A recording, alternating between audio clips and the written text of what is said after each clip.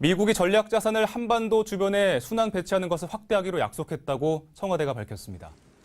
정의용 청와대 국가안보실장은 어제 청와대에서 열린 문재인 대통령과 여야 사당 대표 만찬 회동에서 이같이 밝히고 전략자산 순환 배치 확대는 이르면 연말부터 시작되고 우리의 방어 능력을 확대하는 데 보탬이 될 것이라고 전망했습니다. 전술핵 재배치 문제에 대해 정 실장은 한미 방위 조약은 핵무기를 포함해 모든 확장 억제 수단을 포함한다고 설명했습니다. 미국이 전략자산을 한반도 주변에 순환 배치하는 것을 확대하기로 약속했다고 청와대가 밝혔습니다. 정의용 청와대 국가안보실장은 어제 청와대에서 열린 문재인 대통령과 여야 사당 대표 만찬 회동에서 이같이 밝히고 전략자산 순환 배치 확대는 이르면 연말부터 시작되고 우리의 방어 능력을 확대하는 데 보탬이 될 것이라고 전망했습니다. 전술핵 재배치 문제에 대해 정 실장은 한미 방위 조약은 핵무기를 포함해 모든 확장 억제 수단을 포함한다고 설명했습니다. 오늘 아침 신문 보겠습니다. 먼저 조선일보입니다. 단군 이래 최대 재건축 사업으로 불리는 반포주공 1단지 124주구 시공사로 현대건설이 선정됐다는 기사입니다. 현대건설이 공사비 2조 6천억 원을 포함해 총 사업비 10조 원 규모의 대형 프로젝트를 수주하는 성과를 거뒀다고 합니다. 하지만 시공사 선정 과정에서 가구당 이사비 7천만 원 무상 제공과 고가 선물, 식사 제공 등의 논란을 빚으면서 도를 넘은 경쟁을 벌였다는 비판도 나오고 있다고 합니다. 동아일보에는 포털사이트 네이버의 검색어 불법 조작이 기승을 부리고 있다는 기사가 실렸습니다. 신문에 따르면 서울중앙지검 첨단범죄수사 1부가 어제 네이버 검색 순위를 조작한 혐의로 전직 프로게이머 장모 씨 등 2명을 구속 기소하고 다른 2명을 불구속 기소했는데요. 이들은 지난 2014년 7월부터 최근까지 PC 100여 대로 133만 건의 키워드 검색어를 조작해서 대가로 33억 5천만 원을 챙겼다고 합니다. 농축수산물이 이르면 12월 이른바 청탁금지법 적용 대상에서 제외될 전망이라는 서울신문 기사입니다. 신문은 정부 고위 관계자를 인용해서 청와대와 총리실이 농축수산물을 청탁금지법 대상에서 제외하는 방안을 적극적으로 검토하고 있다고 보도했는데요. 청탁금지법 시행으로 인한 매출 감소로 고통을 겪는 관련 업계의 어려움을 덜어주고 부작용을 보완하기 위해서라는 설명입니다. 오늘 아침 신문 살펴봤습니다. 오늘 아침 신문 보겠습니다. 먼저 조선일보입니다. 단군 이래 최대 재건축 사업으로 불리는 반포주공 1단지 124주구 시공사로 현대건설이 선정됐다는 기사입니다. 현대건설이 공사비 2조 6천억 원을 포함해 총 사업비 10조 원 규모의 대형 프로젝트를 수주하는 성과를 거뒀다고 합니다. 하지만 시공사 선정 과정에서 가구당 이사비 7천만 원 무상 제공과 고가 선물, 식사 제공 등의 논란을 빚으면서 도를 넘은 경쟁을 벌였다는 비판도 나오고 있다고 합니다. 동아일보에는 포털사이트 네이버의 검색어 불법 조작이 기승을 부리고 있다는 기사가 실렸습니다.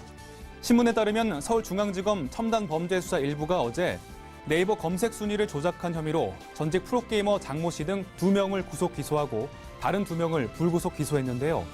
이들은 지난 2014년 7월부터 최근까지 PC 100여 대로 133만 건의 키워드 검색어를 조작해서 대가로 33억 5천만 원을 챙겼다고 합니다. 농축수산물이 이르면 12월 이른바 청탁금지법 적용 대상에서 제외될 전망이라는 서울신문 기사입니다. 신문은 정부 고위 관계자를 인용해서 청와대와 총리실이 농축수산물을 청탁금지법 대상에서 제외하는 방안을 적극적으로 검토하고 있다고 보도했는데요. 청탁금지법 시행으로 인한 매출 감소로 고통을 겪는 관련 업계의 어려움을 덜어주고 부작용을 보완하기 위해서라는 설명입니다. 오늘 아침 신문 살펴봤습니다. 문재인 정부의 이른바 적폐청산을 둘러싼 정치권의 갈등이 전국의 블랙홀로 떠오르고 있습니다. 여당이 이명박 정부 당시에 국정원이 지자체장들을 사찰했다는 의혹을 제기한 가운데 이명박 대통령이 적폐청산이라는 미명하에 퇴행적 시도가 이뤄지고 있다며 처음으로 반응을 내놨습니다.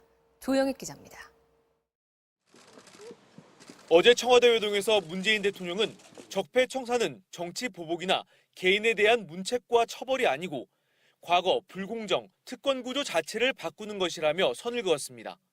바로 다음 날 더불어민주당은 이명박 정부 당시 국정원이 야당 소속 지방자치단체장들을 사찰했다는 의혹을 제기했습니다. 단체장의 성향은 종북 반미, 포퓰리즘 정책 남발, 정부의 대북 정책 불신 등으로 분류했는데 안희정 충남지사와 최문순 강원지사는 포퓰리즘 정책 남발, 송영길 인천시장은 대북 정책 불신 단체장으로 이재명 성남시장은 좌파 단체 편향 지원 단체장으로 지목됐습니다.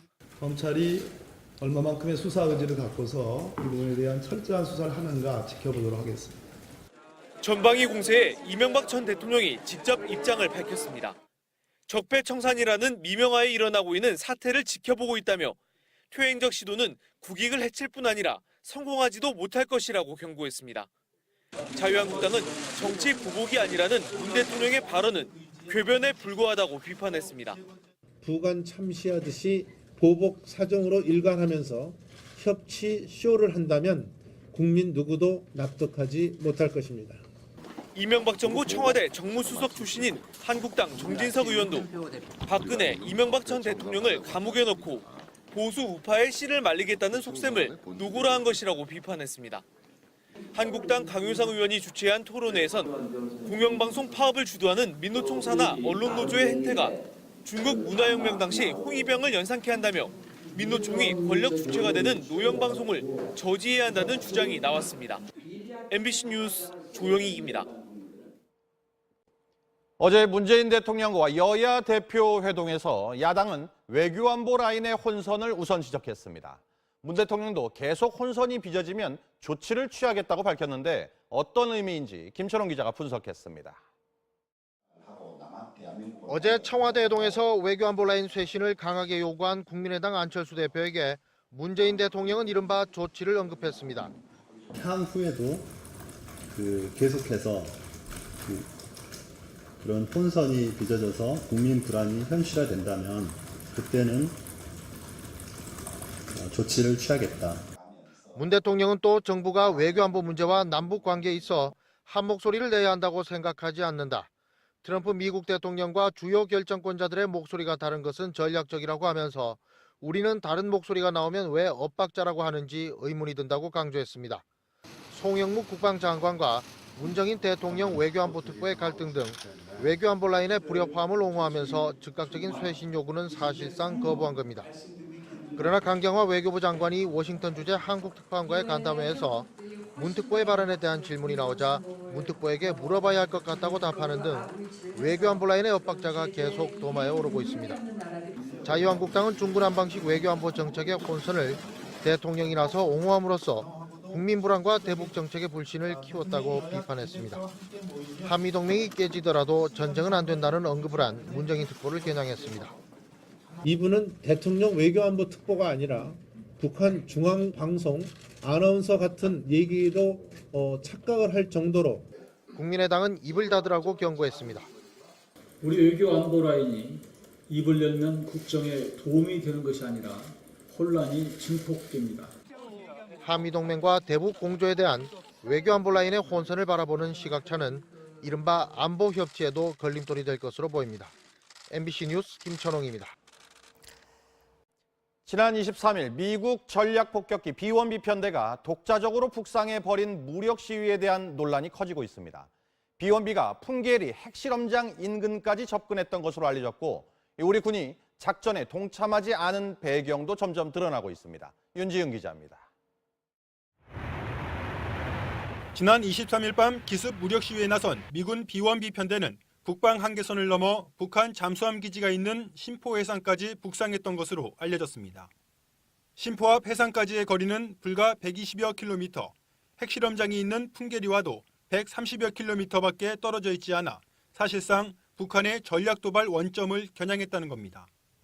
당시 우리 군은 미군의 실제 군사행동 가능성에 대비해 고도의 대비 태세를 유지하며 긴장했다는 보도까지 나왔습니다. 우리 군이 작전에 참여하지 않은 채 미군이 단독 전개한 이유에 대해 박수현 청와대 대변인은 북방 한계선 NLL 준수 차원에서 한국군이 참가하지 않았다고 밝혔습니다. B-1B가 NLL을 넘어 북상할 것을 사전에 예상했다는 겁니다. 강경화 외교부 장관이 주미 한국 언론 특파원들을 만난 자리에서 고위 외교 관계자는 우리 군이 북한을 지나치게 자극할 수 있어 훈련에 빠졌다고 밝혔습니다. 미국이 단독으로 북한을 응징할 수 있다는 그런 의지와 능력을 보여주려고 했다는 점에서 굳이 한국군과 함께 하지 않아도 된다는 생각을 가질 수 있을 것이고 미국의 독자적인 대북 대응 가능성이 더욱 높아진 가운데 여당인 더불어민주당 우상호 전 원내대표가 미군의 전략자산 전개는 잘못됐으며 위협과 군사행동은 상당히 위험하다고 밝히는 등 비원비의 무력 시위를 비판하는 목소리까지 나왔습니다. 비원비 전개가 자칫 한미동맹 균열의 단초가 될 수 있다는 우려가 나옵니다. MBC 뉴스 윤지윤입니다. 제임스 매티스 미국 국방장관이 아프가니스탄 수도 카불에 도착한 이후 공항을 겨냥한 로켓 공격이 있었습니다. 하미드 카르자이 국제공항 주변으로 로켓 6발이 떨어진 건데요. 로켓 공격으로 인한 사상자는 없었지만 공격을 위해 테러범들이 인근 민가에 침입하면서 1명이 숨지고 4명이 다쳤습니다. 이슬람 무장단체 IS와 아프간 정부를 상대로 내전을 벌이고 있는 탈레반은 이번 공격이 자신들의 소행이라고 서로 주장했습니다.